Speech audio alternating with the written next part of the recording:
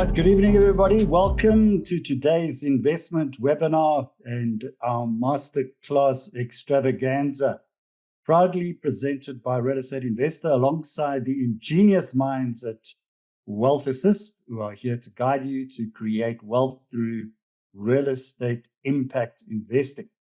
And we're also here to sprinkle a bit of joy, humor, and give you some new ideas into your evening while delving into the fascinating world of real estate investing. I'm Neil Peterson. I'm the founder and content-in-chief of Real Estate Investor, South Africa's premier independent real estate content and education platform since 2007. And at REI, we're deeply passionate about serving the South African real estate investor and the SA real estate and business community through our digital platform, rei.co.za, our monthly digital magazine, Real Estate Investor, and REI's virtual webinars and in-person events. And this evening, we're about to take it up a notch. So before we delve into our discussion, first some housekeeping. I extend a warm invitation to all our esteemed attendees to actively engage with us during this webinar. Your participation certainly enriches our dialogue. So please feel free to ask any questions you may have for our panel, who I will introduce to you shortly. Please utilize the designated Q&A box. It's located on the bottom right-hand side of your screen. Remember, this is not the chat box. Don't use the chat box. That's for general comments. We welcome any ideas on possible topics going forward on that box if you would like to place something in that box. But the Q&A box is where you ask the questions. So rest assured, all your questions will be addressed, both during the Q&A panel discussion in our final session. Recordings of today's webinar, one of the most important questions and regular questions that I get, they will be accessible post-event by email from Wealth Assist, or if you have registered for this event, and also through Real Estate Investor. The webinar recordings are also accessible on the rei.co.za website. It's under events on the home page.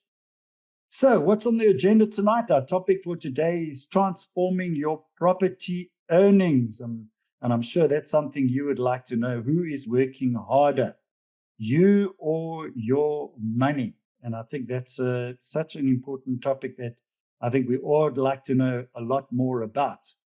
So basically, I'm going to first, before we get about introduce you to the team, I'm just going to give you a little bit of background to what we're going to cover. We're actually talking about securing returns and also getting the earnings that you're looking for through property investment and surfing the wave of compound returns like pros. That's how we want to get you to.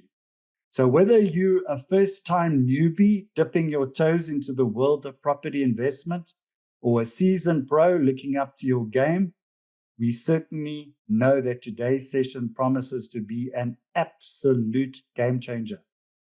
We've got a great team here today. We're going to drop knowledge bombs. We're going to arm you with actionable strategies, and we're going to give you insights that you have that will allow you to master the art of securing those returns in no time.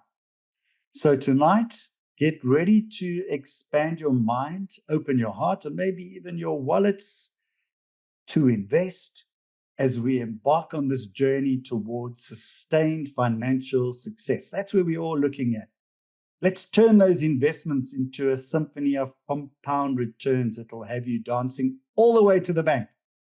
So without further ado, I'm now going to introduce you to our speakers. And our first guest speaker has a 30-year track record of over 30 years in property investment, financial planning, and in the property development sector. He is the direct real estate officer at Wealth Assist, and his name is Gerard van der Westhuizen. Welcome to you this evening, Gerard. Do you want to greet the audience? Thank you, Neil. Appreciate it. Yes, what a privilege to be involved in changing lives. And we are really fortunate to having you as our guests. And we're looking forward to sharing some information with you. Thank you. Wonderful. Great having you on, Gerard. And we look forward to the discussion going forward. Our second guest speaker was born in Forest Smith in the Free State, who relocated to the Bold Triangle in 1981. He spent a 22-year tenure at an attorney firm. He ascended to the role of general manager overseeing finances, staff, and IT. And simultaneously, he pursued a BTech degree in valuation, graduating in 2005. He specializes in valuing movable assets, businesses, and immovable property. He is the founder and director of SA Valuations, and his name is Jaco Terblanche. Almost said Terblanche, it's Terblanche. Welcome to you, Jaco. Do you want to introduce yourself to the audience? Yes, thank you very much, Neil. Yes, good evening to all. Hope you are looking forward for some interesting facts and information we're going to share. And keep listening for more information. Thank you, Neil. Thanks, Jaco. Great having you here this evening. And our third guest speaker, last but not least, he boasts a remarkable 35-year career in the property industry. He's the founder and the driving force behind Wealth Assist, along with his team, who have all earned a sterling reputation for their unparalleled expertise in distressed and impact direct real estate investments. His name is Daniel Lombard. He's the CEO of Wealth Assist. Welcome, Daniel. Thank you, Neil. Welcome, everybody, and thank you for starting to actually let your time spent work for you, for one of the main reasons why you're here tonight. So looking forward to it, to share some of the ways that you can save time and obviously money with it. Looking forward. Thank you. Welcome, all of you. Wonderful. Thank you, Daniel. And I just put on the screen now, if you want to subscribe to Real Estate Investor, there's going to be a wonderful article by our next presenter, Gerard van der Westhuizen, and it's a wealth of information. And so I encourage you to subscribe. It's free, ladies and gents. It is absolutely free. So I would like you to please, if you could, you take out your phones, and I'll put it up again at the end of the presentation, and then you can actually use that subscription. And also, we've got newsletters that come out once a week, and we can sort of do it on. You could actually, it's 3 newsletters. There's an events newsletter on Tuesday. There's a magazine newsletter on a Thursday, and there's a news newsletter on a Friday. Really useful. Once again, it's for free signups, everything. You can join the REI community. So I thought I'll just give you that introduction. You can see also the magazine behind me. It's also for free. So please subscribe. If you are a real-time investor, then this is the time that you've got to start investing in yourself and investing in yourself as an investor. Great. So let's, without further ado, let's get cracking with our evening. And Gerard, we're going to put you up first up, because, Gerard, you got some really important information to share on the South African consumer in terms of how they are coping in terms of debt and with high inflation environment that we're in, a high interest rate environment. And I remember there was a statement made by James Carville. He was Bill Clinton's political advisor. And he famously said, and we just had an election now, that everything that it came down to when it was elections, it is the economy, stupid. So most importantly, I know you've got some very interesting slides and information to share with our audience tonight, but I think we're talking about people's personal economies, and I'm really keen. So I'm going to hand over to you, Gerard, and if you can take it from here, that you can unpack what's actually happening, and most importantly, what you can do about it. Right. So I think, when I did some research, the reality is we could have changed the title to Transforming Poverty Spending, because I think we have a bit of a challenge in South Africa. I didn't know to what extent. In 2007, the National Credit Act came into being. The national regulator, the NCR, was established by law. And I don't know if that many people know that there's about 8 million people under financial distress. And if they're not in debt, review, just form a part of some structure for saving them. So it is a massive number. And so even after all these years, the laws could not protect the individuals for making so much debt. So I think the purpose of my discussion is to look at some of these pieces of information where money is not working for you but against you.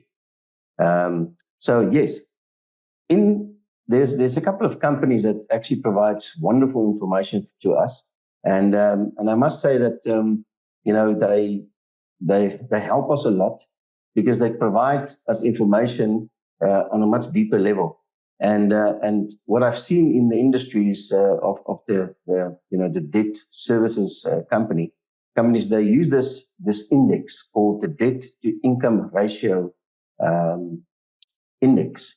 And what it basically does is it says, listen, let's take your total monthly debt payments and divide it by your gross monthly income. So very simple. As an example, hopefully it will come.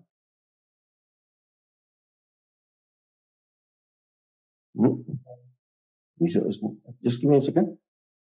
And guys, news op je scherm. I say. So sorry guys, there's a slide. So if you look at this as an example, if you have 20,000 of debts to pay per month and your gross income is 50,000 per month, then your debt ratio is 40%. Now, the standard to understand and measure the level of debt per family or per individual is measured in such a way that 36 and below is good, 37 to 41 is manageable, 42 to 45 is high, and above 46 is very high, according to these indexes. So the reality is that the numbers don't lie. So what these guys has given us is that for an average household, this is actually individuals, 20,000 to 35,000 net income, that DTI of them is 127%. Now, the guys earning 35,000 net and above is 172%. Now, I did a couple of calculations for you guys here, just to say, so if in practice you are earning a gross salary of 30,000 per month, that means 15,600 is going into debt payments. If you are a higher earner of 50,000 rand, that means 26,700 is being used to pay debt on a monthly basis. So on a gross DTI, that means 107%. That means many people in South Africa are actually over-indebted, and the reality is that they are financing their lifestyles with debt. Now, it might not all be bad debt because people are struggling, but this is very concerning, and I'm not sure to what extent people know about this, but we thank the organizations that assisted us. So the reason why I'm putting this slide up is because I wanted to just quickly show you that it is actually not only in the higher income bracket. It's actually 61% for the income band between 5 to 10 net income. 10 to 20 is 62. So that means on average, doesn't matter what level of income the guys are taking home, it's their home pay. They use that percentage of their net income to pay debt every month. And that is very concerning. And to jump into the next slide, the debt income ratios, what I saw here is very concerning, but that also proves our market. Because if you look at the age groups, between the ages of 45 and 54 years of age, that same DTI calculation is 128%. 55 years plus. In the olden days, that was the retirement age. Nowadays, people are making more debt. That figure is 128%. And that is very concerning because you must understand that in that age group, it is mostly property owners that have the capacity to buy property. Above 55, mostly paid off or close to paying it off.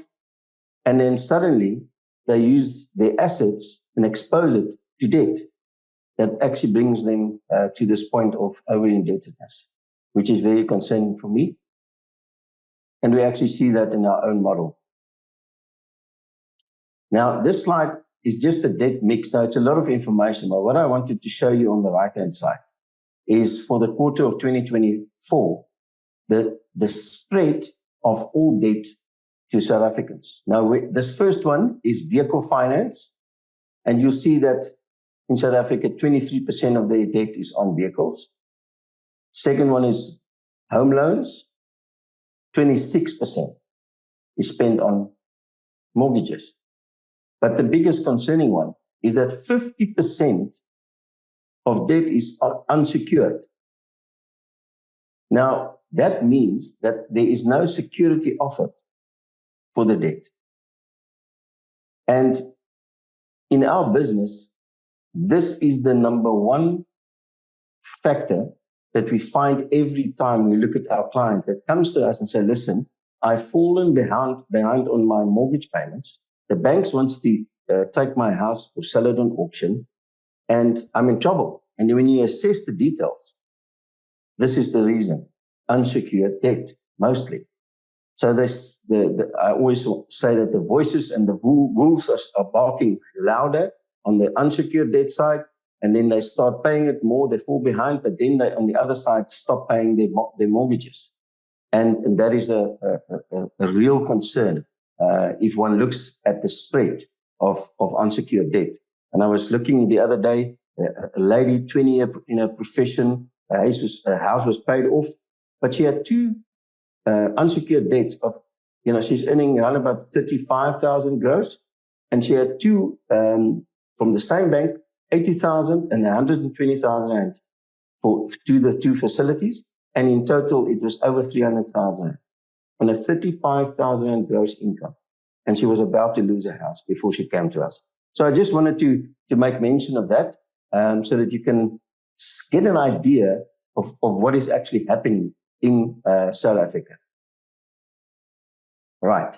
So looking at this, I thought it is important for us to understand the figures and to plot yourself against where you are in terms of your personal finances. So for everyone that is on top, listening and online, to be in the top 1% of South African earners, you need to be earning 151,000 per month and more. A couple of years back, it was 200,000, but because of the side movement of the economy, as well as inflation, which we'll discuss quickly, you'll see that it actually now is a bit lower. So if you are earning that, congratulations, you are in the top 1% of South African earners. So the question is, how much do you need to earn to be getting into the 12% of South Africans? Right? And that's 25,000. And the reason why I'm putting 25 out there, because in my mind, I'm thinking of who's the middle class? Where is it starting? And 25,000 rand gross is the number 12% on top. And that is a shocker in terms of my mind. And if you look at all the calculations that I've shown you earlier in the debt ratios and exposure that the guys are taking, you will understand why this is a problem in terms of our economy. So 5,000 rand is where you actually start your middle class and above. And I'll get to all those figures just now. I just want to quickly show you. I don't know if any of you guys know about the upper poverty line. Those are the people that earn a 1,550 558 per month. And then you have the lower poverty line. Those are the income for the whole month is 1,058. So what people don't realize is that with the 32.9% unemployment in South Africa, this group here is about 17%, which says that around about 50% of South Africans are actually economic, not involved, not economically active, not able to spend, except for, now the breadline, by the way, is between 700 and 800 Rand per month. So just to give you an indication, that's why plus minus 60% is unemployed and poor in South Africa.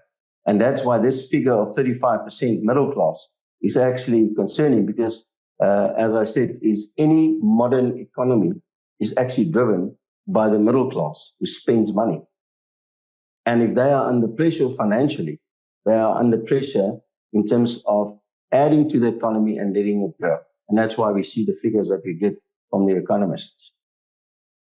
Right. So in terms of South Africa, only 20% belong to the stable middle class.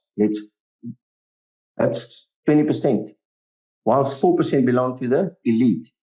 The rest belong to the transient poor, 11%, and the vulnerable middle class, 15%. So I had to go and look up transient. What is that?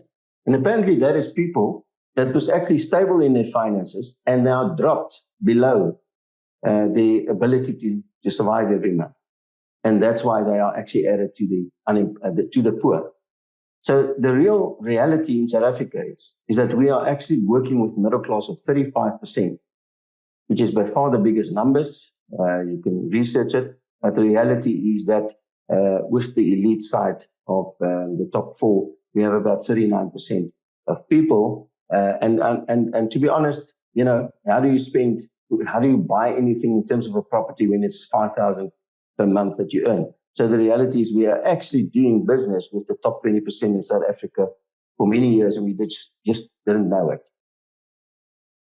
So this one is very interesting. Poverty alleviation from the SA government. I said in 1993, 71.1% of people in South Africa was poor. 2010, 60.9% was poor. 2020, 55.5%, according to the government figures, are poor in South Africa. And that means they are falling in this side of the graph, which is concerning. Right. So in the past, I've spoken about inflation. Now, listen, this was the shocker. In the last 8 years, average net incomes, take-home pays, decreased by 1%, while inflation went up by 48%. So the figures that the guys could put together from this organization was from 2016 only. And if you read this piece here, you'll see that this means the disposable income shrank by almost 50% during the past 8 years. So people are really struggling. There's no doubt. So in the past, I've used this to explain the effect on the rule of 72. This is how inflation works. You take out your calculator, you put in 72, you say, this is my estimate for inflation. In the sum year, it's 6.9. You divide it in 72, and that means about 10.4 years, your buying power will halve, which means if you have the same money in 10 years' time, you will buy half a bread. That's it. That's why inflation is such a strong force in the economies of today. But the other calculation that I wanted to show, in 2016, you would have earned 25,000 Rand. But in terms of this inflation figure, you need to earn today 36,750 per month to buy the same bread. So if you had cheap white bread in 2016, you will still be able to buy the cheap white bread today if you have that increase in your salary. You will not be able to buy the smart, nice sourdough, whatever. It's not possible because you haven't got extra money. You've just protected the buying power of your own money. And that's why I always say to people, remember, inflation is actually your biggest enemy when it comes to investing. So your money must start working for you because your salary might not, if you look at the figures that we've just seen. Right. So the answer in my mind is you need a plan to be financially independent in South Africa. There's no doubt you will not make it just by luck. the lotto might be your thing, but in my mind, that is not the safest way. I would rather put down a plan, and if the lotto comes, just add it to the plan. So the reality is that you need a plan. And I thought I'll just give you two figures quickly. To retire today on a 25,000 per month income that will grow with 7% per annum, you need 6.5 million.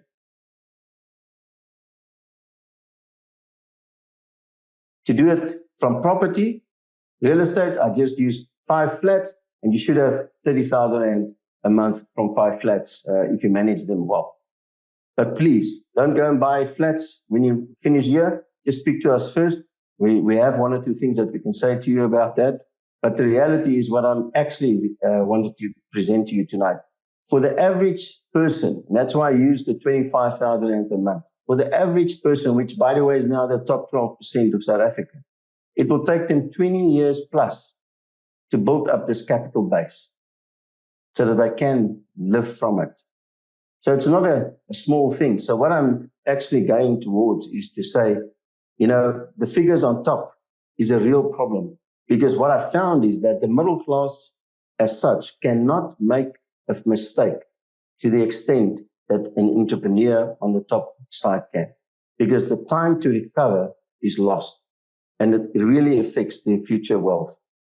So that's why we need some discipline and very diligently sticking to the plan that you've set before you. So the reality is the solution to overcome the debt issue, become an investor. That's it. There's no other way, because inflation will keep you there. But if you can somehow unlock investment, which I believe we all know what the answer is, then you will be able to overcome the problems of debt. So focus on these 6 principles as a real estate investor. First, set clear goals. That's the step number 1. Understand what you want to do. Understand the different property classes. There's so many different property sectors that you can get involved in, but you have to get the knowledge and to understand them. And that is where you need to get training on it, or at least, get involved with people that can help you understand those segments. Risk management, our speciality at Assist. This is why people do business with us, because by the time that we actually give them a solution, we have done the risk mitigation process fully. And I think Daniel will be speaking about it, but understand the risk and get a clear picture of how to assess risk. Long-term perspective. Don't think short-term. Just to lay an egg, this new law of how you can take from your retirement savings a third when you need it most is a bad decision in terms of what we've seen. 8 million people in South Africa is under debt review. What will they do? They will take their pension. Now, the effect on the long term for the middle class, taking that amount of money out of their planning is a real issue. So, long-term perspective. But what is very important is you must be able to take gains on the short term, because on the short term, you will be able to actually diversify your portfolio. Almost done. Ongoing research and education. Get involved. Subscribe tonight for News Magazine. There's no other way. You need information, and you need it ongoing. You need education. Attend the webinars. There's no doubt knowledge is power. Professional advice. You cannot be a real estate investor without a professional team. And I can tell you that we are one of those, and we will assist you gladly. But you must get your team involved. Remember, investing is a journey, and it's essential to be patient, disciplined, and always be informed.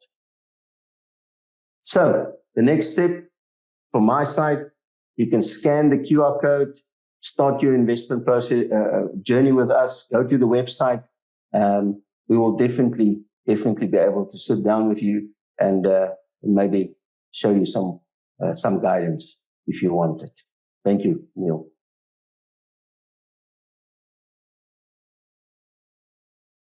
Thank you, Gerard. I think there was some really good information shared there, and I think I cannot reiterate his sentiments in terms of getting educated. That's so important. You cannot do this alone. And I think so many people say, what does it cost me to do that? And let me tell you what, you cannot equate the cost of just going it alone, because you will make the errors. We haven't been taught, and we need to work alongside professionals. So thank you for that, Gerard. And once again, I say to the audience, please, drop in your questions in the Q&A box. We'd love to answer your questions. There's no such thing as a stupid question. So please pop them in the box. We'll deal with them at the end of the webinar. And so please, it's an interactive webinar. So there's a lot of people here tonight, and obviously we're keen to get your feedback, your views, but most importantly to also advise you and give you information. So our next speaker, Daniel, he's renowned for sharing a lot of golden nuggets of information for success. And Daniel, let's unpack. It's quite shocking just to see some of the data that's come out of the debt over there.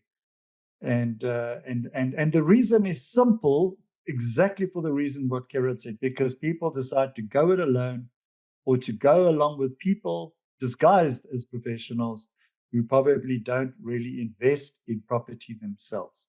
So let's over to you, Daniel. How can you determine if your money is practically working for you through your property investments and vice versa? I think that's so important, because I'm going to hand over to you to take it from here. Thank you, Neil. Yes, so I think important is that question that you had. I always use a good example to look at an attorney or an auditor, to just use a practical example. You earn your money. Whoever has become an investor or wants to become an investor is either credit-worthy or has made certain cash and it's worked for that money. And an auditor can work from, call it 1,500 Rand an hour to 5,000 or whatever that may be. And the same with attorneys and those type. That's how they measure their time. They actually book out time and they sell their time. Now, if you start looking at your investments on the same way and really thinking about how much time do you actually spend in practice if you want to be and build a real estate business. I think Gerard mentioned building a real estate business is what it's actually about if you want to make money out of property. And that doesn't mean necessarily you have to do all the things yourself, but to make money from an investment in property and make it a proper business. So I think from that perspective, if we look at that and say you either are a person who's in a position where you are actually credits and cash rich but time poor, which means that you have got less time to spend on these things because you make money in another way. And the other way around may be that you have got a bit of time. Maybe you worked out earlier in your life and now in a position that you can actually be time rich. Then we should ask ourselves, but even if I'm time rich, do I actually have the real estate investment knowledge? Do I have the experience? How do I build this property business? And what factors that we are actually looking at on the end of the day is the essentials to make this business an actual fact, a very lucrative business, time well spent, money well spent, all those type of things. And I think that's the important part where wealth assisters really started spending their time and making sure that they cater for the investor and the different types of investor in that way. So hopefully, if we look at what is the things that we need, specific elements in your real estate investment that needs where you spend time and money. That is the big thing. And what do you have to do? What is it that you need? So first thing that you need on the end of the day is property investment knowledge and experience. Now, unfortunately, that one you struggle to buy. I do know that we've got lots of guys who do training for 30 or 70 and whatever thousand. But a lot of them is theory, okay? And most of our investors that we actually run into on the end of the day come back to us and say, I've been trying to get property now, and it's just not working because it just takes too much time or whatever that is, or they don't have the knowledge of where to search or what to do. So those type of things are very important. Then secondly, access to your what we call SaaS, your software as a service. Are you using TPN, CCMA, Lightstone, Property 24, private property, or whatever the different things is that you can or have to use to actually have proper information and make sound decisions when you do your due diligence on the end of the day. Then access to legal and financial advice. You guys are quite, I'm sure, quite a lot of you have attended various of these seminars where they tell you all the structures that you have to use, and by the time that you start doing them, you realize that it's quite an expensive session to actually do that. So those are the type of things which we need to look at. Then property management, it's a specialized service on its own. When the moment that you start doing that yourself, and the time and the effort that it takes to actually do it right, and the experience you require to make that happen, in most cases, even in ourselves, we have that specific specialized service where most people outside who are doing property investment think that they are saving money, and that which we all know is actually in practice not really a saving, can mostly become a real problem. Then I think this is probably one of the most costly things which most people don't understand, is to build a trusted industry professional service relationships all around the services that you require to actually do a good job. And that's why our friend Jacob de Blanche is also here tonight. So those type of things, to actually do it right and spend the right time and money on it, you need to build the relationships. We're in the business for many years, but specifically when Wealth's side, more than 10 years relationships have been built with various parties to actually render the service and make it less costly for you as the investor. Now, the last one is what you did is time. And then, as Farad mentioned to me during the preparations, he says, yeah, and time is. Because sometimes, and I don't know, a lot of you have probably bought an auction and that type of thing, you may be working on 5 different property deals at the same time because you don't hit every one. So now you start searching, doing your research, and by the time you're ready, great, it's sold to somebody else. And normally, if it was a bargain, it would have been bought already. So a lot of that time gets wasted in the process. So then when it comes to cost, guys, I think, how much does your time cost on the end of the day? And what do you need your time for? Most people don't understand that the time to find a suitable opportunity is one of the biggest issues. And I think we'll address that properly tonight. Time to research and do due diligence is really time. Just to take an example, Jaco will probably share a bit of that as well. What is the time it takes to do a proper valuation and all those type of things? That is important when you do your due diligence, when you look at inspections, those type of things. How long is it to actually get to do those things before you can actually have a result? Time to negotiate transactions. All of that takes time on the end of the day if you want to do it properly. Time for property management. That is actually, I always say that property management is probably 50% of your investment, the way that you handle your property management. If that's not done properly, you got a big problem. And that is normally where people run away from property investment because they burn their fingers, they have to evict people, spend a lot of money, and make big mistakes through that. Then time to build trusted relationships. We are doing this every single day of our lives, and we're still adding that new relationships and building new long-term relationships in the industry on a daily basis. So if you haven't spent that actual time, when do you have that time? Do you have that time to actually achieve that? Or the obvious answer for the other way to get it is to pay for it. But then it gets very expensive. So, which we will touch on now. And then obviously, if you use SaaS, software as a service, you need to understand the programs, you need to work with them regularly, all those type of things. When it comes to cost per actual transaction, I mean, we've actually done, when we prepared for this, I actually done quite an interesting sum on what is the cost for actual due diligence on each transaction.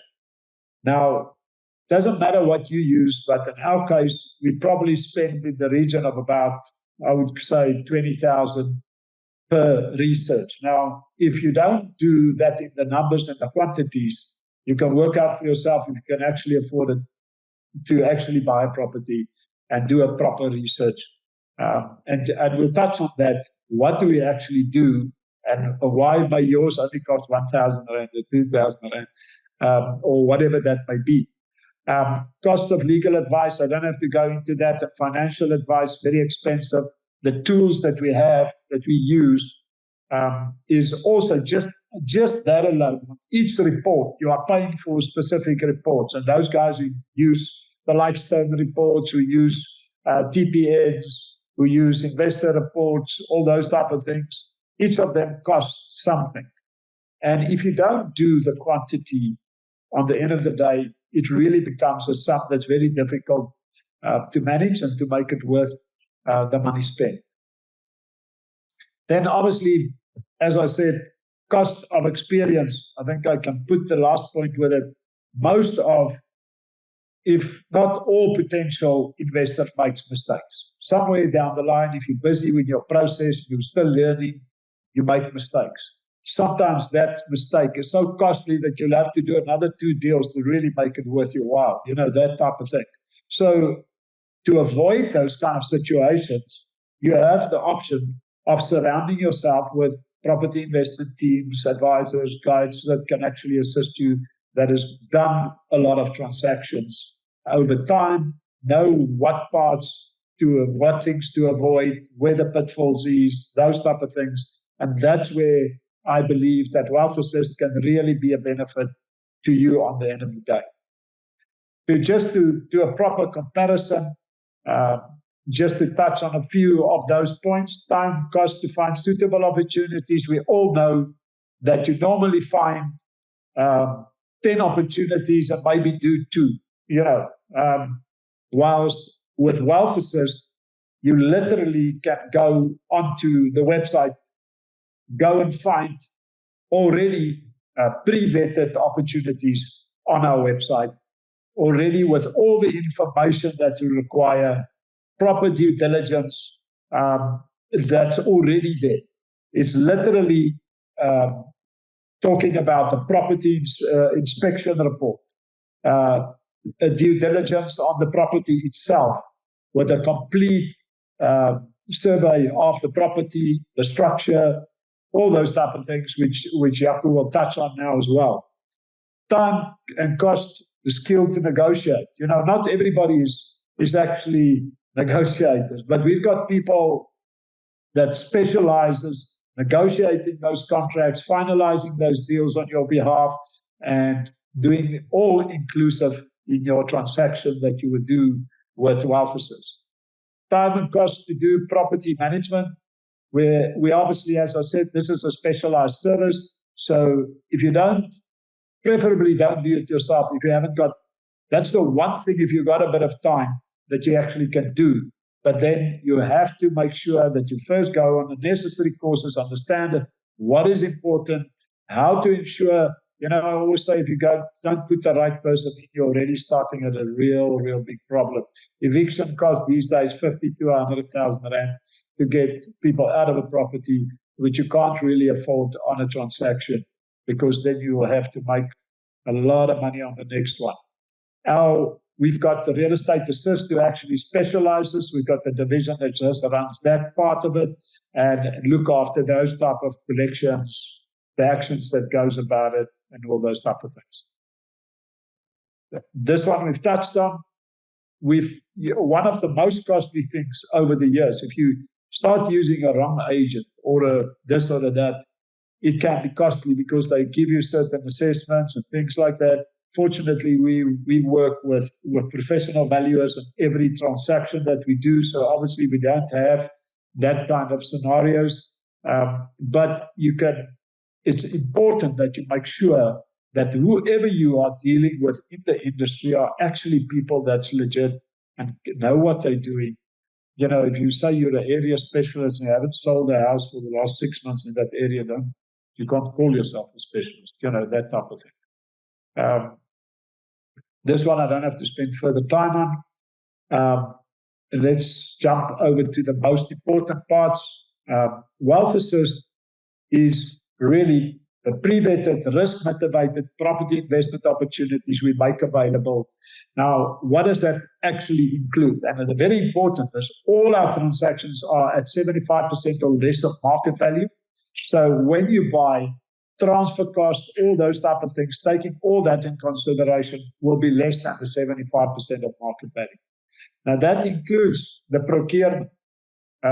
It includes, let me try Gerard's lovely laser. So it also includes the risk assessment, the maintenance quotations, upfront on all these matters, pre and post sales administration through that process, mortgage facilitation if you use mortgages, literally a one-stop shop when it comes to all these things. And the best news of it all is it doesn't cost you 1 cent extra, and it may cost a bit of time to work through the already worked due diligence, etc., that you may require in this transaction. Then the last one, what do you get from our side with a click? Literally get photos, videos of the property, professional valuation report, professional property inspection report, a breakdown of all the real estate return figures, a summary of your return on investment, exposure to market value, contractual returns, all listed for you, as well as a area real estate investment report on that specific area where this property is situated in. So, looking at the bottom here, very little time spent. If you work through these things, which is on our website, just on a click of a button, you will have very little time that you have to spend to work through those reports. No money spent, because only when you do transactions with us is when money flows. Property investment experience are built in, more than 100 years of property investment experience in our management side. A team alone, finance arranged, property managed through the time, and the advisory part, which all is inclusive, together with the monthly reporting at 17% per annum. I think that equals money working for you and you instead of you working for your money. And I think that's the key for us on the end of the day. And if you're an investor, make use of that opportunity where you can literally get these opportunities from us and take it from there. Then just to touch on some of the matters that we have on due diligence, we do research on every owner, because there can be many reasons why it may be a problem. We do a title deed search and a research on the title. We obviously look at either a tenant or the owner financial research, if he's recoverable or not in our products. Obviously, the investment risk research on how to exit the transaction, what is the risks in it, and then most important, the property due diligence, because this is your security. The property is your security, and that's why we've invited Jaco tonight to actually hand over to him and say, Jaco, share a bit with us on why it's so important to make sure that we do a proper property evaluation as well as a property due diligence on the structure, etc. Thank you, Jaco. Okay, great. So thanks very much, Daniel. I think that's very, very eye-opening stuff. And I think, scene was set by Gerard in terms of, what it looks like for the consumer, what they need to do in terms of investment. And now we're looking at all the different aspects of due diligence, risk mitigation, and how we can turn those properties into cash flow positive. Once again, to our audience, I encourage you to put questions into the Q&A box and to fire away for the questions. We'll deal with it in the last session. So, Jaco, Daniel said, it's so important to look at the valuation of property and also make sure that they're correct. So how do we determine the value of property investment, and what are the factors that affect property valuations? What's the right way to do it? I'm very keen to see, and it's over to you, Jaco, to take us through those aspects. Thank you, Neil. I appreciate it. Yes, so tonight I'm going to speak about 4 points about how we determine the value of your investment. The first point will be the industry factors that affect property valuations. The second one will be other factors that affect property valuations. The third one will be the difference between an estate agent and a property valuation. And then the last one, the time and cost for a professional valuation. So when we look at the industry factors, the first one is always the supply and demand. This is the balance between the number of buyers and the sellers in the market. And the more the demand and the less supplies there are, of course, the higher you will receive for your property. The second is the economic conditions. That factor includes the interest rate and inflation, etc. And then the third factor is government policies. That will include like tax law, regulations. If we look back at CGT when it was introduced in 2001, it was quite a big concern for some property investors. And then also, if we look at the land expropriation without compensation, and that they are currently busy speaking on, that causes a big risk on the property. So that is something that you have to take in consideration. Then the next one is market trends. That is the normal market conditions currently running. The fifth factor is, of course, the big word in real estate, and that is location. And location, of course, on a property plays a vital role. But these days in South Africa, it's not only where it is situated in the town or the city, but even where it is located within South Africa. I've got some quick facts that I just want to share. If we look at a sectional title unit, now remember it's based on a lot of factors, but for instance, in Klerksdorp in the Northwest, when you look at the market rate for sectional title, it's about 8,000 Rand per square meter. When you look in Boksburg, it's about 9,000 Rand per square meter. And if you move to Cape Town Sea Point, it's about 29,000 Rand per square meter. So you can see it differs a lot from area in South Africa, but of course also, like where its proximity is to school, works, etc. and etc. Then looking at the next factor, it is the property type. Of course, each property type has got its own values together with the risks involved. The seventh factor is infrastructure development. When you're buying an investment property, you need to know if there's new construction or upgrades in the area, because that shows you that the area is growing. And if there's nothing like that, it means the area is declining. So the next factor is the environmental factors. Now, this can include like natural disaster and climate changes. Now, if we look at KwaZulu-Natal, for instance, and you look at the flooding and the tornadoes that we currently there, that also influence the property values. And in that case, it's negative. You will go and you can see in market, you can now get a property much cheaper than a few years ago. The ninth factor includes the neighborhood dynamics. Now, that can be anything like crime rates and the age of people living in the area. Is it changing? Is it staying the same, etc.? Then the 10th factor includes industry trends. this can be any change in the real estate sector. For instance, if we look back to COVID, when COVID hit, everybody was working in an office environment. And then all of a sudden, everybody was working from home. And that still today has a big influence on the office or, the office property sector. And that's also something that you need to keep in mind.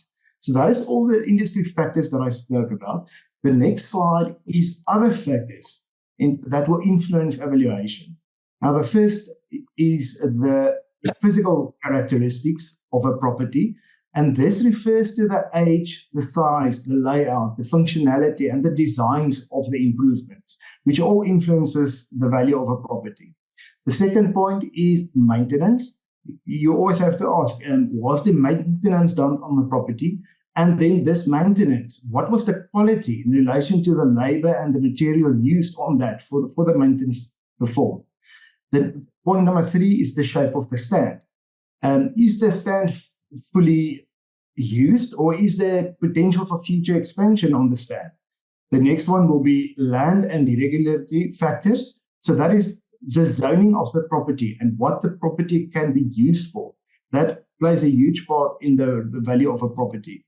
Then the next point is the property specific factor. This includes the features, unique features of a property, upgrades, even historical significance. In Cape Town, a lot of properties have some historic limitations on them, including on the maintenance, and you have to keep that in consideration when you buy a property.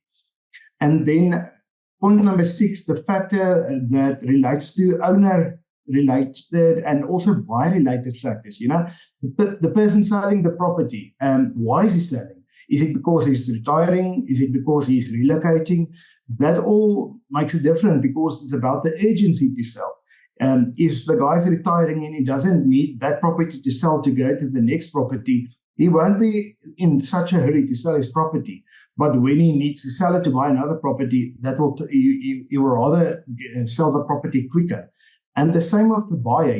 What is his financial situation? Is he going to buy cash, or does he need a mortgage? And also, what is his goal with the property? Is he buying it for a residential purpose? Is it currently a residential? Or does he perhaps sees that he can turn it into an office space? A lot of places have some development from residential to commercial, and then they convert it from a residential property to an office. And then he won't be interested in swimming pools. He will rather look at how many rooms they are converting it to an office. And so that is all factors that we as valuers take in considerations. So remember, all these factors that I quickly have gone through are important, and we take that in some consideration when we do evaluation. So when we look at this slide, this is the third point of the discussion, and we get asked this question a lot. What is the difference between a valuation of an estate agent and that of a professional valuer? So I'll split the two, and on the left-hand side, it's a professional property valuer. On the right, it's an estate agent. If we first look at what a professional valuer is, he is responsible, or she is responsible, for determining a property value as at a certain date. A valuer can determine the replacement value, market value, and liquidation value of a property. Depending on the type of the property, there is also different valuation methods used. And then we can also determine historic valuations. While if we look at an estate agent, you can see that an estate agent is involved in the marketing, selling, renting, or the managing of properties. Now, what does that then tell us if we move to the next slide? It tells us that, first of all, an estate agent is not qualified to do a valuation. The Property Practitioners Regulatory Authority explicitly states that a property practitioner or estate agent may not offer services that they are not qualified for. And they are qualified, sometimes you get an estate agent that do have the qualification, and I'm not talking about them. I'm talking about the estate agent that doesn't have any qualification, because a property valuer must have an accredited qualification in order to be a professional valuer. So to be a valuer, you must also be registered with the South African Council of the Property Valuers Profession. And you can also be voluntarily registered at this Institute of Valuers in South Africa. So again, what is the difference between the property valuer and the estate agent? A property valuer, in our reports, for instance, we sometimes use up to 3 methods when doing a valuation. And that's to make sure that the value that we give to that specific property is covered in more than one area. And the second last thing is our reports and testimony can stand up in court. And then the last one is indemnity insurance. Should something be incorrect in a valuation report, the client will also always have the assurance that we have insurance in place to cover him or her. So moving to this slide, it brings us to the point and discussion of time for a professional valuation. How long does it take? And Daniel quickly mentioned on it, and also the cost. Now, to do a valuation on a good basis, it normally takes about 7 to 10 working days. And the reason for that is all of this I'm going to tell you now. But remember the old saying that you get what you pay for, and that is like it in this case. When a professional property valuer goes out, the valuer performs a physical inspection of the property. He takes pictures and looks at the unique attributes of the property, while the estate agent only looks at the property and takes pictures. Secondly, a professional valuer does not provide the value on site, but rather does it through marketing, a thorough marketing, before providing a value. Most of the times, an estate agent provides the value on the site or within a short space of time. The professional valuer draws up a professional report, which is approximately 20 to 30 pages long. It includes all related info as well as comparative sales and how the value was determined. An estate agent only provides a short document, and they are not even allowed to call it a valuation report. They must actually just call it a market analysis. So what is also the difference? Why do we charge a fee for our valuations? It is because of the time spent and the experience we have in the industry. While an estate agent can offer it for free because they make the money when they sell the property for you. So they're not interested in compiling a detailed valuation report. They just want to sell the property at the end of the day. And then I included this slide, just saying that investment is like a game of chess. Make sure that you make the right move. And I just want to add on as well, and Daniel quickly mentioned it, when we do a valuation, we also, part of it sometimes includes a detailed inspection report. So that looks at the property and what the mistakes or the current problems on the property is. And that's something that you need to always keep in mind, because that is something that's going to cost you money, and it's going to take some time to get a property sold if something goes wrong. And that really influences the property price. And that concludes my presentation. And you can follow these next steps. You can also take a picture of this QR code on your screen. Thank you very much. And I think we will now go over to the Q&A's part of the evening. Thank you very much. Right. Thanks very much there, Yaku. Could I just ask, would you just close the screen, just stop the sharing of the screen, and we can, because we've now got a panel discussion. Thank you very much for that, Yaku. It was great insight over there, because I think it's very important, because people have a misnomer, but I got an estate agent to do all these different things. And I think you managed to clarify the point. And I don't think it's, this is anti-estate agent. All we're really saying is that if we're looking at a specific property and we need to get a proper valuation, we need to do it in the proper way, and we need to understand what the value that we're actually getting from that at the end of the day. So thanks very much for clarifying that. Thank you, Hera. Thank you, Daniel. We're now going to move on to the Q&A session. And once again, I'm going to urge the audience, more questions, please fire away, put it into that Q&A box over there. There's no such thing as a stupid question. So first one to you, Gerard. There was a question. It was first actually a comment that was made by Jerome. He said, when you look at CPI, commodities we buy in a household almost on a daily basis, money loses at least half of its value in 5 years' time. Now, if you had to compare, now you used obviously the example of debt, and if we don't decide to invest in property, which can produce a cash flow, we're pretty much going to be, going to be in deep trouble. So just your thoughts around that, and I mean, we know that property is indexed to outperform inflation. So maybe just your comments on what Jerome just made over there, please, Gerard, because he did make it during your presentation. Thank you very much, Neil. Look, the reality is, if he says money is half, the buying power is half every 5 years, or it's double the cost, it means that the inflation rate is 14.4%. If you use that rule of 72, and that's a shocker. So, and I think in some cases it's very true. So the reality is, although inflation is currently sitting at 5.1 or whatever it's currently at. It's a basket of information, but it's not yours. And I think, and that's why I always say to people, remember, when you do investment, or at least plan for your retirement and say, this is how much I need, you actually need to beat inflation, your own inflation, plus the ability to actually withdraw some money. And that's why you need, on average, not less than 13% return after costs. Per annum to actually be, overcoming this problem. And then when you have items that actually have an inflation rate embedded of 14%, it means that as many would have done over the couple of years, you started off by buying 2 sheep, from the Karoo, come bring the meat. Then you say, okay, wait a minute, it's not only one. But nowadays it's a quarter, the backside on special, because this is the reason. It just becomes too expensive to buy.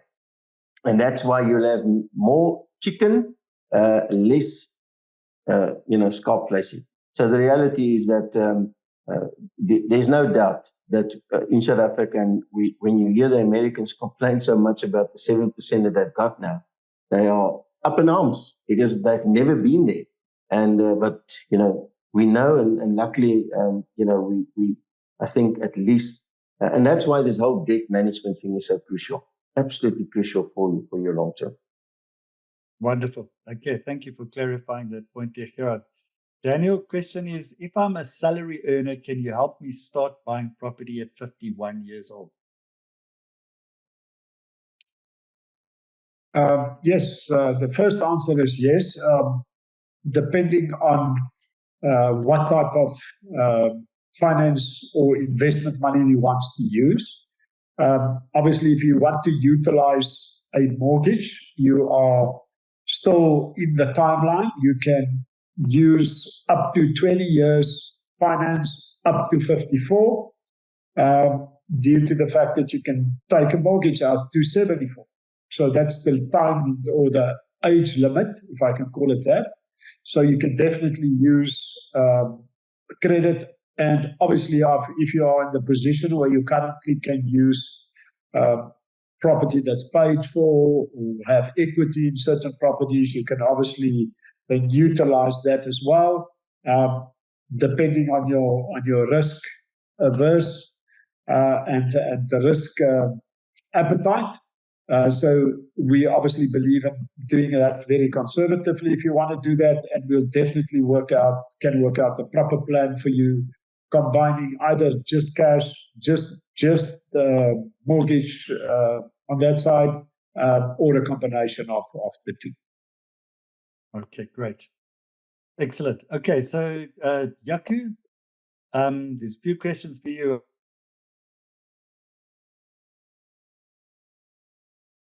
Sorry, Neil, you on mute.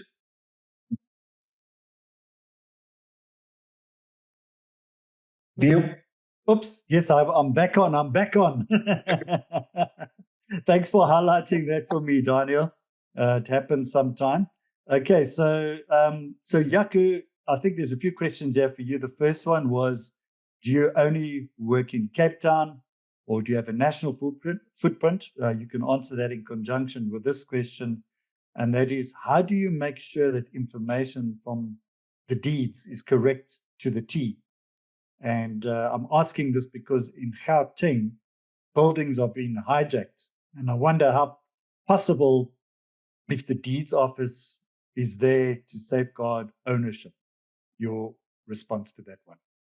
Yeah, so my response on the first question, thanks, Neil, will be yes, we've got a national footprint. We do valuations throughout South Africa. We even did a valuation in Steenkop in Northern Cape. And even as far as Messina, so no, we can assist in anywhere in South Africa. We've got valuers throughout South Africa that go out and do the inspection for us. And then that information is then sent to our central office, who then compiles a report. The second question with regard with the title deed information, yeah, that is a problem from time to time. And what we have done is we use up to 3 systems. And when you compare the information of the 3 systems, you quickly pick up the errors that there are between the 3 systems. And that together with the information, let's say, for instance, we were instructed by Neil Peterson, and it's your property that we have to value. And sometimes it's a different person who's the owner on the title deed information. We, of course, know that is incorrect. We have to speak up to the owner of the property to find out, is this the correct purchase price that you purchased the property for? We even get some bonds that is still registered on the property while it is actually not the case. So that is a good question. We do really struggle with that, and we have to compare that with the owner together with the person that gives us instruction. Great, thank you for that, Daniel. Also just want to jump in there, Neil. Sorry, man. I just think problem. As we work with that quite often and actually every day, and I think what Jaco is saying, it does take place, but I also want to give people a bit of comfort that our deeds office are still one of the best systems actually worldwide. So it is actually very good and it's working. It just sometimes not maybe at the same level that it was for 10 years ago or that type of thing, but we are still very close to that because the different registrars are actually well-equipped people to do the job. Excellent. And another question here for you, Daniel. How much do you actually need to start your own property portfolio as a beginner? I have about a 1 month salary saved up. What is the minimum cash one can invest, and how can my small amount work for me? It's actually a very good question for Gerard. I was protesting on that one. Well, I'll give it to you. I want to see if Gerard's going to answer the same as I would have. Gerard, okay. So thank you, Daniel. Yes, I was actually thinking about it. Our philosophy and model is, learn by experience. So become an investor. So I applaud you. Thank you for asking that question. The reality is that the actuaries are telling us that we will become 90, many of us. So you can start at 51. There's no doubt. I suggest there's many models, bring in your family, that type of thing for the next generation. The minimum that we allow is typically 100,000 and when it comes to cash or co-investment, even on the bond side. So what we try and do is bring in people, that have the spread. So the other day, the one individual qualified for 300,000, the other one qualified for 1.5 million, and together they could do a deal of 1.8 million. And a smaller one where we had to quickly assist a lady, I think both of them gave 75,000 just to quickly assist there. So depending on your assistance and because on that point, maybe I can just jump in with, we don't handle cash at all. So what we try and do for our investors is, open your investment account under the attorney's trust account. Your money is going in there and you build it up. In a couple of months' time, you have the adequate amount that you need, and then you can go and co-invest with some of the other guys. Just to add to that is just to say that if you've got sometimes don't have the cash and you want to start and you have a consistent income through whatever methods, then you can also start with no cash, but just with creditworthiness, using mortgage on a transaction. So that's also a way. So sometimes the answer is actually you need no cash, except that then you must need credibility. And for a mortgage, or if you have got cash, Gerard says 100. I said, okay, I'll help you if you got 50 as well. Great. Excellent. Okay, Jaco, over to you. Is it correct then that the valuation price is the price the property should be marketed at? Yes, Neil. So I will answer the question the following way. So what we do in our valuation reports is we actually include 5 values. The first one is the market value.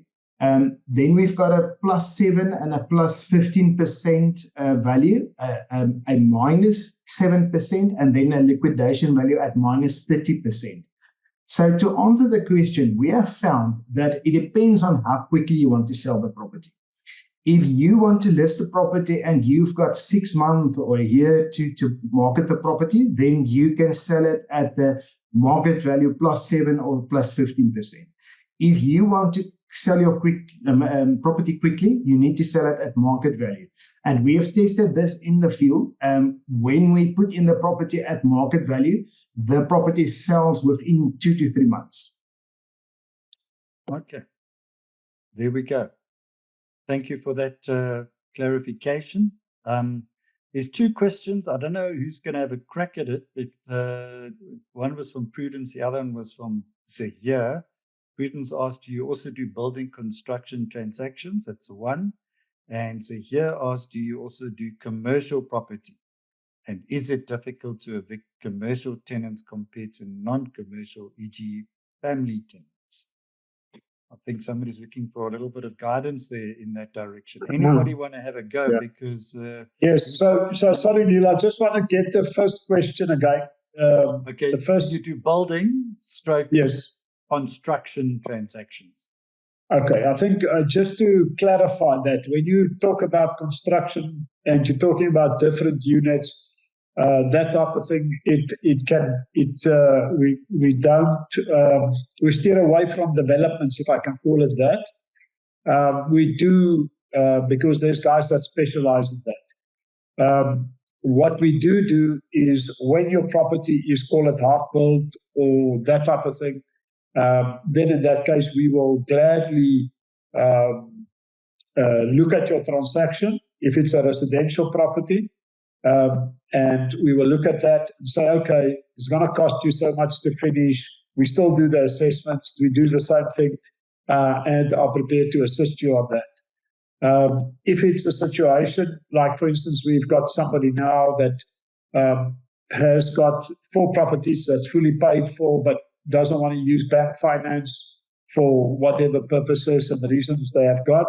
And now we are using the unencumbered properties to unlock that capital to help them to build the next 4 units and sell them from there. And then we repeat the same type of thing. So obviously we do that type of things as well. And then I think the last question, Neil, was just touch on that again. Yeah. The last part of that question. Is it difficult to evict commercial tenants compared to non-commercial, e.g. family tenants? Yeah. Well, obviously, when you start moving into homes and it's a person's home and that type of thing, the laws, and I'm not an attorney, I just had a lot of experience through the years with it. It's obviously a more difficult matter than a commercial situation. So obviously it is easier to do evictions of a business than of a person in a residential home. Yeah, I think the process is just a bit longer. Yeah. Okay, I mean, there's 2 more to go. 2 questions, Gerard, before we come to the end. I'm a small property investor with little experience. where do I start to get experience? Am I supposed to do a real estate course because I feel like my investment is not growing due to the lack of knowledge and experience? Yes. Okay.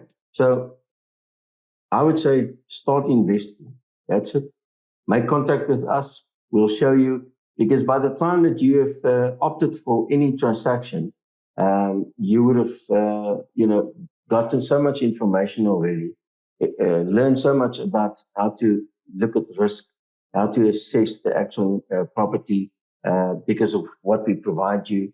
And I think the reality is, when those first sets of agreements come over the table, and you start working through it, then you say, oh, well, what's this clause? By the time we're finished, you've learned so much. But what the greatest thing about that is at the end, you are in a property and you have started this journey. And you have the assist group as a mentor and a partner, and that's what we do. So I would suggest you make contact with us. Wonderful. Thanks very much for that, Gerard. And then Daniel, you got the last question, and then I'm going to ask everybody just to give their 1 minute wrap at the end. Daniel, what is the typical timeline for seeing returns on investments made through Wealth Assist? And also, aligned to that, what are the fees and the costs associated with using Wealth Assist services and investing with Wealth Assist? Okay, sorry, the first part, Neil, again, just you can repeat it again. What is the typical timeline for seeing returns on investments made through Wealth Assist? Yeah. Okay. All right, that one is quite simple. Depends on the type of transactions. We've got two guidelines. It's one is, you can call it buy and lease back or buy to let, similar to a buy to let. I don't want to call it a buy to let, but it's where you have got capital growth and income. Obviously, when you start investing, the moment that the property is invested on is registered on your name, you'll immediately start earning returns, and your returns will always be prime plus 2 at least. So that means that you will always have more income than what, even if you use 100% mortgage, you will be able to cover it. So from day one, you will actually start earning returns from the date of registration of that property on your name. And then the capital growth is payable on a yearly basis at the end of the term. So it can either be a 1-year contract or a 2-year contract or whatever. Then the capital will also be paid out. And that's where, when Neil touched on the beginning on it, that's where the compound returns are. So you can actually start earning immediately from that. Obviously, if it's cash and you don't use mortgage, it will go into your pocket from day one. That type of thing. And obviously, on our on-sale products, from the start time that you start investing, you will normally get your return between 6 and 9 months. Will be the payout on those buy-to-sell type of transactions. And I hope that addresses those two, Neil. What was the second part? Well, the second one was obviously related to costs associating. Okay. Our cost is, everything is included, and this is the nice part. It's actually a very good question for us. When you buy any property investment with us, as we said, it will always be 75% or less than market of value. So it will be 25% less of market value, so 75% all cost inclusive. That means transfer cost, every single thing, except your own mortgage registration cost, should that be something that you want to use. Or secondly, we've got what we call our external buyer fee, which you pay as the investor. But the great part is your returns will always be in the region of 17% per annum plus after cost, which gives you an idea of what that will be. But that should normally be, if it's a 1-year transaction, about 1.75% cost and 3.2%, call it in 2 years, in a 2-year contract. Yeah. Excellent. Great. Thank you for clarifying that, Daniel. Okay, can't believe it, guys. The time has come to the end of the webinar. So I'm going to ask each one of you to give, say, your 1 minute wrap up. your parting shots, just to leave the audience with something that they can use, starting with you, Gerard. Do you want to maybe just leave the audience with your 1 minute parting shot in terms of a takeaway for each one of them? Yes, I was thinking about all the negative news that I brought earlier, and I'm going to tell you there's, if you look around you, you would realize that you actually have been living in this bubble almost, because we've been dealing on a daily basis with the same category. We've got a big country. But what I wanted to say is, remember one thing is, because of the high debt issues that the typical consumer have, the opportunity for the investor is increasing by the day, bigger and bigger. And I think with our business model of assisting, the owners that are in trouble, I want to invite all these investors, because one thing is for sure, you can't get to all these properties that we can and that we are getting to. And we really have a structure that's been tested, and you will be able to become an investor wherever you are and on what level you are. We cater for all. So thank you very much for the evening. Great stuff. Thank you very much, Gerard. Jaco, your 1 minute parting shot. Yes, thanks, Neil. I would like to say, don't underestimate the value of a professional valuation. Property is one of the most expensive assets that you will purchase in your lifetime. And we have found that a lot of people wait almost until it's too late after they signed or whatever the case may be. And then they want to do the property valuation, then it's almost too late. So start at the beginning, and that is to get the value of the asset that you want to buy. Thank you, Neil. Great stuff. Thank you very much, Jaco. And it's Jaco de Blanche of Valuations. Okay, so first of all, Daniel, you the last one there. Your lasting parting shots over here. What are you going to leave the audience to walk away with over here? Guys, I think I wanna just leave you with this, and if you don't mind, I'm just gonna quickly share a screenshot for a moment, and I think that will be my end of it. I hope you guys are seeing what I see, and that is when you go onto our website. That's all the information you can get. This literally gives you all the investment info that you require, all the monthly income that you need to review, inspection report of the property, valuation report of the property, as well as a full-on area assessment.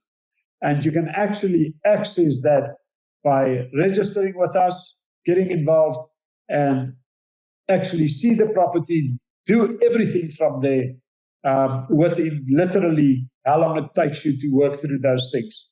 And that's when your money works for you. That is what I want to leave with you. Great stuff. No, thank you very much there, Daniel. I think it's a great way to finish. To our audience, I just want to thank you for joining us this evening, and hopefully your knowledge has been enriched, and we encourage you to reach out to our panelists here this evening. And but just before we close, I want to remind our audience of our next webinar.